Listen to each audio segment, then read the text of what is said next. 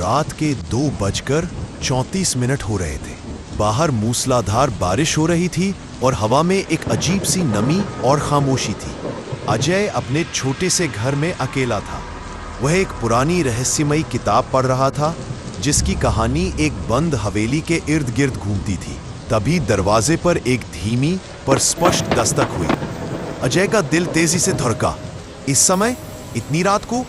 उसने घड़ी देखी, 2:35। कौन हो सकता है? उसने फुसफुसाया। दस्तक फिर हुई, इस बार पहले से थोड़ी ज्यादा तेज, ज्यादा बेचैन। अजय धीरे से उठा। उसने दरवाजे के छेद से झांका। बाहर अंधेरा था। स्ट्रीट लाइट की रोशनी में बस बारिश के मोटे गिरते बूंदे दिखाई दे रहे थे। कोई नहीं था। उसने सोचा, शायद हवा या बारिश का कोई धोखा होगा। वह वापस जाने लगा।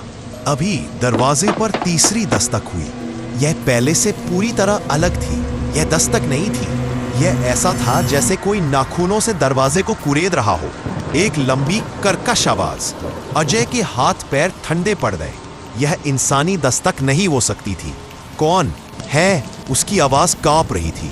कोई जवाब नहीं आया सिवाय दरवाजे के दूसरी तरफ से आती एक धीमी घिसी हुई सांस की आवाज की। ऐसा लगा जैसे कोई बहुत बूढ़ा, यह बहुत थका हुआ व्यक्ति दरवाजे से सटकर खड़ा हो। अजय ने तुरंत अपने फोन की टॉर्च ऑन की और फिर से दरवाजे के छेद से झांका।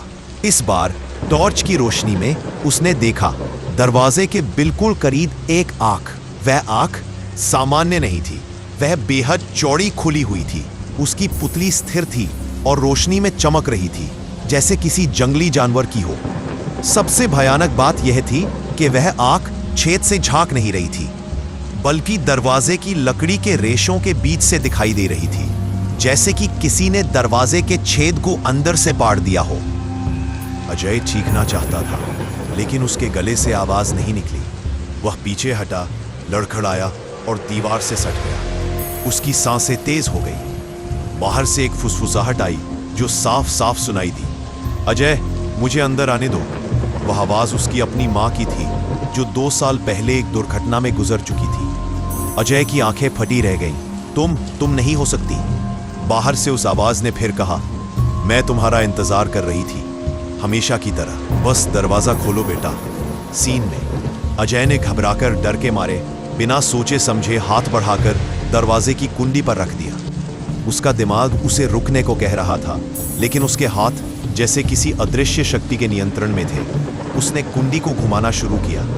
जैसे ही क्लिक की आवाज आई, बाहर की सांस की आवाज एकदम से तेज हो गई और एक अमानवीय गुर्राहट ने रात की खामोशी को चीर दिया। अजय ने हिम्मत करके दरवाजा 1 इंच खोला। सामने कोई नहीं था, सिर्फ बारिश और हवा। लेकिन जमीन पर जहां वह आंख थी, वहां गीली मिट्टी के पैरों के निशान थे जो उसके बेडरूम की तरफ जा रहे थे। अजय ने दरवाजा तेजी से बंद किया और ताला लगा दिया। वह तेजी से मुड़ा और देखा कि उसके बेड पर, जहां कुछ देर पहले वह किताब पढ़ रहा था, वहां किताब खुली पड़ी थी और उस किताब के पन्ने पर किसी ने गीली उंगली से लिखा था, तुमने मेरी नींद खराब कर दी। अजय की नजर ऊपर उठी। बेड के ठीक ऊपर की छत पर एक काला साया उल्टा लटका हुआ था और वह साया हंस रहा था। क्या आप चाहते हैं कि मैं इस कहानी के दूसरे भाग पर वीडियो बनाऊं?